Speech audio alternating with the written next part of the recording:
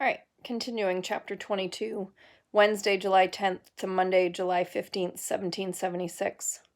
But as it is, we have the wolf by the ear, and we can neither hold him nor safely let him go. Justice is in one scale, and self-preservation in the other. Thomas Jefferson, writing about slavery. When I woke, the barrel of a gun was stuck up underneath my chin. Men voices shouted, boots stomped. A rain of hands grabbed at me, countless bodies, smelly breath, unwashed feet. My head felt cracked in three pieces. A woman shrieked and shrieked. She was a crow shattering the air with her harsh calls. I moved not by my own devices, my toes dragged in the dirt. They tried to pull my arms from my body, ripping the arms off a cloth doll. They dragged me from one place to a second place. More shouts, more shrieks, and whistles and calls, rumbling thunder voices. They dragged me from the second place to the third place. Every voice sowing the wind, all things summoning the whirlwind that would sweep us all away to drown in the deepest sea. My thoughts would not line up like good soldiers. They swarmed afield and fled, chasing the blood that dripped from my head and stained my shift. My eyes were swelled up and hard to see through. Someone had stolen a tooth or two. They tied my hands together with prickly rope. They tied the rope to the back of a cart. They tied a horse to the front of the cart. The horse lifted one tired hoof after another and dragged the cart, and the cart dragged me up the broad street, where people smiled and laughed and pointed. My eyes cast down, the cobblestones mocked too. I tried to figure the whos and the whys of the matter, but my own name escaped me, and I knew only the pain in my head and the iron taste of lost teeth. My remembery broke into bits when they beat my head. They took me to the dungeon under City Hall to await my trial. The jailer locked me in a cell with a toothless madwoman who huddled in the corner and spat at me. She pulled the hairs from her head and dropped them to the mud. She was near bald. At sunset, the jailer came back with a cup of water and a piece of foul pork half the size of my hand. Dirty men in the other cells fought each other all night long. On the second day, we heard shouts and screams from the world above us. Then came the boom and roar of cannons, followed by the crack of musket fire, and the sounds of hundreds of boots shaking the earth. Some prisoners hollered in panic and tried to pull their chains from the stone walls. The madwoman in my cell laughed and laughed, slapping her skirts. At last the noise above ceased. The jailers threw buckets of cold water on the men who had lost their senses in fear. They said for us to shut our gobs. The British had sailed their warships up the North River and had fired on the town, but now all danger was past. Anyone who continued to blubber would feel the lash. I said not a word. The second night was same as the first, filled with moans and mutterings, scratching, and the sound of teeth and claws. It rained. Water pooled on the floor and soaked through my shoes. Rats wandered in and out of the cells, squeezing their fat bottoms through the bars. I dared not sleep for fear they would bite me. The madwoman and the rats stayed in the corner, red eyes, waiting for me all night long. On the third morning, the jailer unlocked my cell and motioned for me to follow him. The madwoman laughed again. He took me up the stairs to the courtroom. It was as big as the inside of a church, with the same white walls and dark wood. The windows were of clear glass, grimy with neglect.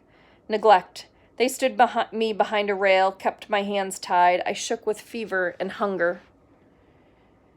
Oyez, oyez, oyez, called a man in the shadows. He said more, but his words slurred together. A tall man wearing black robes and a long wig sat at a table that was raised on a platform. He was a judge. This was a court. My head was broke, and my sister was stole, and I was lost. The woman with the crow voice, her that threw the picture at me, stood up. I raised my head to look at her. Someone poked a stick into my ribs hard and hissed at me. I lowered my eyes. Voices buzzed and blurred into words I did not understand. Lockton, I finally remembered. Lockton, Madam Lockton, her that bought us, her that stole Ruth away. I kept my head down but lifted my eyes, though they pained me. The pain was good. It drew back the curtains of my mind and forced me to pay attention. Madam was pretending to cry into her lace handkerchief. I am but a poor woman alone. My husband has been fled for reasons I cannot comprehend. I plead with your honor to assist me in the correct punishment of this girl." The judge frowned and asked questions of two officers who stood near Madam. I wanted to ask about Ruth and where the blood on my shift came from and who broke my teeth, but I was the only person in the room whose hands were tied, so I kept silent. Questions were asked of the incident, lies were given as answers. Finally, the judge said, "Where is the housekeeper who saw this crime, Mrs. Lockton?" "Becky is indisposed, sir," Madam answered. "She suffers."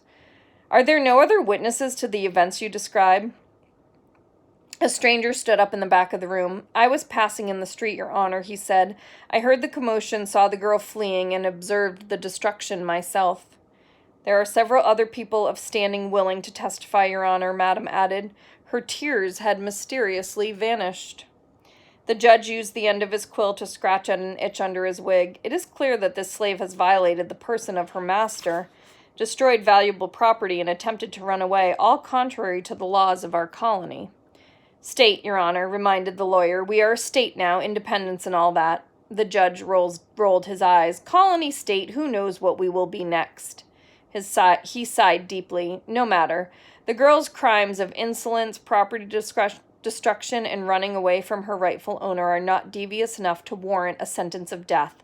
Do you have any wishes as to the punishment that I should consider, Mrs. Lockton?" Madam sighed deeply, like my behavior caused her great sadness. "She is a willful girl, Your Honor, with numerous character defects. I believe a permanent reminder of this day might prove the appropriate remedy." Her words stuck in the air like flies caught in a spider's web. I could make no sense of them. I could make no sense of anything. The judge scratched at his wig with fresh vigor. "You want her branded, then?" 20 strokes of the lash would be more in keeping with her crimes. "We are now led by men from Virginia, I am told," she said, "land of my birth. I assure your honor that in Virginia we do not tolerate the rebellion of slaves." The judge nodded. "Once kindled, rebellion can spread like wildfire. Do you want your husband's initials used?" Madam shot a sideways glance at me. "I prefer the girl branded with the letter I for insolence. It will alert people to her tendencies and serve as a reminder of her weaknesses." The judge picked up his gavel. "So be it, Sal Lockton. It is the order of this court that you be branded on your right cheek with the letter of I, in punishment for your crimes against your lady mistress." Crack. The gavel, cracked on the black of wood. "Next case."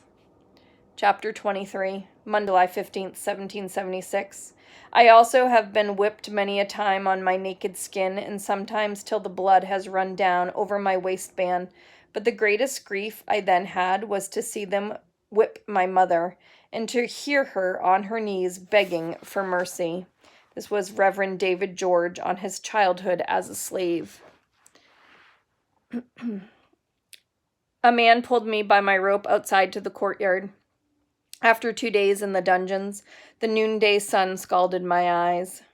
I stumbled but did not fall. The man led me to the stocks, then untied my hands and pointed. I lay my head and hands in the crescents carved into the wood. He lowered the top board, pinning me in place, and secured the 2 pieces together with a large padlock. A brazier filled with hot coals set on the ground a few lengths in front of me. A second man struck 2 branding irons into the metal basket to heat them up. My knees turned to water. I sagged against the wood. "Stand up, girl, or you'll choke yourself," growled the man, locked into the stocks to my left. I couldn't turn my head enough to see him, but his voice was rough and scarred. "Whatever you do, don't scream," he continued. "That's what they want to hear." I did not answer him, but forced my knees to hold me up. The woods locked around my neck was tough and splintering. My hands were soon without sensation. My neck and arms pricked 100-fold by pitchforks. 2 men were housed in the iron cage next to City Hall. One lay on the ground, asleep or dead. The second, his skin burned by the sun and peeling and missing his left ear, stared at me blankly. A court official, his coat covered with yellow dust, arrived, with a man who wore a leather apron. He set to work pumping a hand bellows to increase the heat under the branding irons. The bellows wheezed in and out while the sun rose higher in the sky. It had rained in the night. The mud puddles scattered around the yard gave off steam like cauldrons coming to boil. Sweat rolled off my face and fell in great drops to the dirt below. The wind shifted and blew the smoke from the brazier into our faces. I held my breath. In betwixt me and the brazier, dandelions grew in the mud. The man in the dusty coat pulled one of the branding irons out of the fire. He brought it close to his face and spit on it. The iron sizzled. My companion coughed and cursed the court officials and the judge who had sentenced him.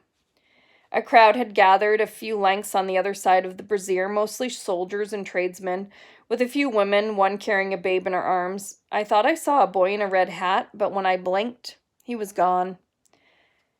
Men at the front of the crowd called us names and jeered. The sunburned man in the cage yelled back, and soon the courtyard was filled with shouts and filthy language, the kind of words my mother never wanted me to say or hear. I fought against tears and lost. They fell to the dust in big drops, too. If I cried a river, maybe I could swim away or slip under the water to freedom. The man in the dusty coat said something to the man in the leather apron.